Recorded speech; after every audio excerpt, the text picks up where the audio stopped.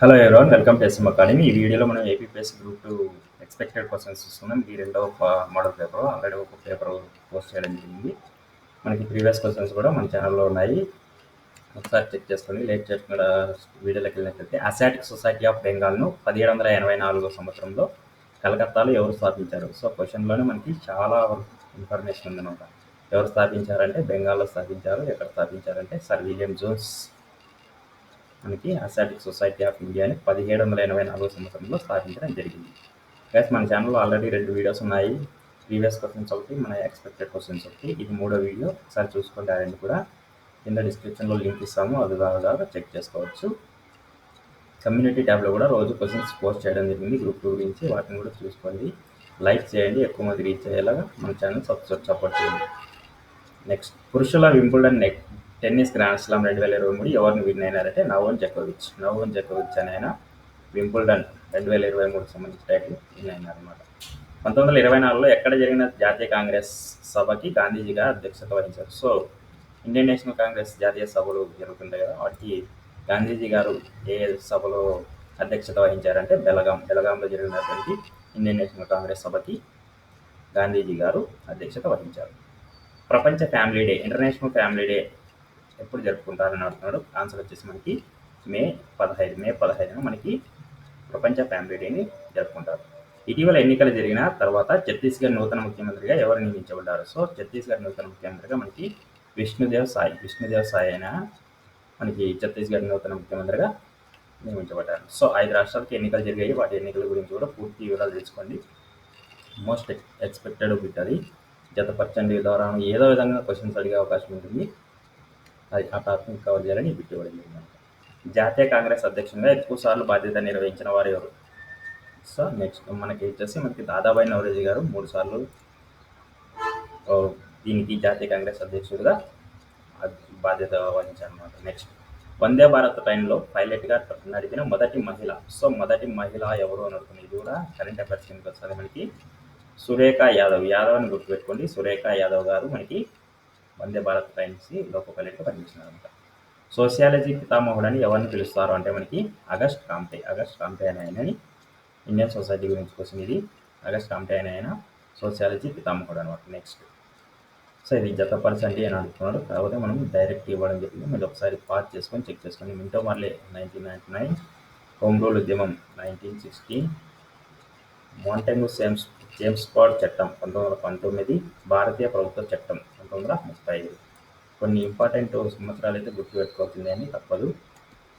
చంద్రగ్రహణం ఎప్పుడు ఏర్పడుతుంది అని అడుగుతున్నాడు. మనకి ఆన్సర్ వచ్చేసి చంద్రునికి సూర్యునికి మధ్య భూమి ప్రవేశించినప్పుడు. సో కరెక్ట్ ఆప్షన్ వచ్చేసి బి అన్నమాట. బి అనేది కరెక్ట్ ఆప్షన్. మాతులం కుటుంబంలో, ఇది కూడా సోషియాలజీ క్వశ్చన్. అధికారం ఎవరి చేతిలో ఉంటుందంటే మాతులం అంటే మేనమామ చేతిలో ఉంటుందన్నమాట. హిందూ వివాహ చట్టం నుంచి ఎప్పటి నుంచి అమల్లోకి వచ్చింది హిందూ వివాహ చట్టం అని అడుగుతున్నాడు. 1950. మన స్వాతంత్రం వచ్చిన తర్వాత జస్ట్ ఒక 5-6 సంవత్సరాల తర్వాత వచ్చిందని గుర్తుపెట్టుకోండి హిందూ వివాహ చట్టం. మెగస్తనీస్ అనే గ్రీకు యాత్రికుడు ఎవరి కాలంలో భారతదేశాన్ని సందర్శించాడు? చరిత్ర. నెక్స్ట్ తర్వాత దీనికి ఆన్సర్ వచ్చేసి మనకి చంద్రగుప్త మౌర్య కాలంలో మెగస్తనీస్ అనే గ్రీకు యాత్రికుడు భారతదేశాన్ని సందర్శించాడు. థియోసాఫికల్ సొసైటీ ఎప్పుడు ప్రారంభించారు? ఆన్సర్ వచ్చేసి మనకి 1875 సంవత్సరంలో థియోసాఫికల్ సొసైటీని ప్రారంభించారు. Next, mental ability, reasoning. ఇక్కడ బి నుంచి ఈకి 2 పెరిగింది. సో మధ్యలో సిడి ఉంటాయి. తర్వాత ఎఫ్జి ఈ 2 ఉంటాయి. సో అలా +2 చేసుకుంటుందని ఆన్సర్ వచ్చేసి మనకి భిన్నమైనది కాబట్టి మనకి ఇది సరిగ్గా లేదు. ఒకసారి చెక్ చేసుకుంటే ఏబిసిడి వరుసగా రాసుకునే మనకి ఆన్సర్ వచ్చేస్తుంది. ఈ కింది వాటిలో భిన్నమైన దాన్ని గుర్తించండి. సో 625 అంటే 25 స్క్వేర్ని 625 అంటారు. ఇది ఓకే. ఇది కూడా స్క్వేరే, ఇది కూడా స్క్వేరే. సో ఇది మాత్రం స్క్వేర్ కాదు. Answer B. 15 మంది పురుషులు సగటు వయసు 8 సంవత్సరాలు మరియు 20 మంది మహిళలు సగటు వయసు 6. పురుషులు మరియు స్త్రీల కలిపి లెక్కించినప్పుడు ఉమ్మడి వయసు ఎంత అని అడుగుతున్నాడు. సో ఇక్కడ 15 మంది పురుషులు, 15 × 8 20 × 6 అది చేసుకున్న తర్వాత యావరేజ్ చేసి తీసుకుంటే మనకి ఆన్సర్ వచ్చేసి 6.8 వస్తుంది అన్నమాట. యావరేజ్ వస్తుంది క్వశ్చన్. భిన్నమైన దాన్ని గుర్తించండి. ఇది కూడా అంతే. ఈ first 2 letters 25 5 square, last 2 letters 49 7 square, 36 6 square, last 2 9 square, తర్వాత 4 square 5 square, ఆ తర్వాత ఇది రాంగ్. 8 square అంటే 64, 12 కాబట్టి స్క్వేర్ రాదు కాబట్టి ఆన్సర్ ఇది. మీజియల్ మరియు రూబెల్లా భారతదేశం నుండి ఏ సంవత్సరంలో తొలగించాలని లక్ష్యంగా పెట్టుకున్నారంటే 2023కి పెట్టుకున్నారు. అది ఒకసారి చూసుకోండి. నెక్స్ట్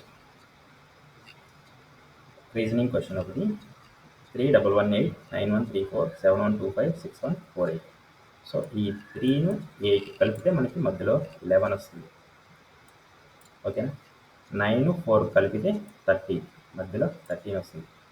7 5 కలిపితే 12, 6 8 కలిపితే మనకి 14 వస్తుంది. అలా గమనించి భిన్నమైన దాన్ని గుర్తించండి అన్నారు.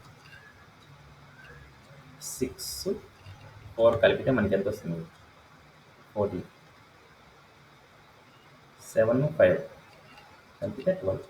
ఇలా ఈ సి అనే దాంట్లో ఏముంది? 3 7 కలిపితే మనకి 10 రావాలి, కానీ 16 అన్నారు. అది సి అనేది రాంగ్ ఆప్షన్. మిగతా అన్నీ కూడా యాజ్ టీ ఉంటాయి. 9 బి ఆప్షన్ చూసుకున్నట్లయితే 5 9 14 అవుతుంది. సండేను మిర్రర్ ఇమేజ్ లాగా రాసుకున్నారు అనమాట. సారీ, YADNS ఉండాలి కదా, ఎస్ మిస్ అయింది. మార్చిని మిర్రర్ ఇమేజ్గా రాస్తే ఇట్లా వస్తుంది. జనవరిని మిర్రర్ ఇమేజ్గా రాస్తే ఏం వస్తుంది? చెక్ చేస్తే వైతో స్టార్ట్ అవుతుంది. కాబట్టి మనకి సి అనేది కరెక్ట్ ఆప్షన్. ఇదండి ఈ వీడియో. ఇలాంటి లేటెస్ట్ వీడియోస్ కోసం మన ఛానల్ సబ్స్క్రైబ్ చేసుకొని కింద టెలిగ్రామ్ గ్రూప్ లింక్ ఇవ్వడం జరిగింది. వాటిని ఒకసారి చూసుకొని ఫాలో అవ్వండి. మనకి పీడిఎఫ్స్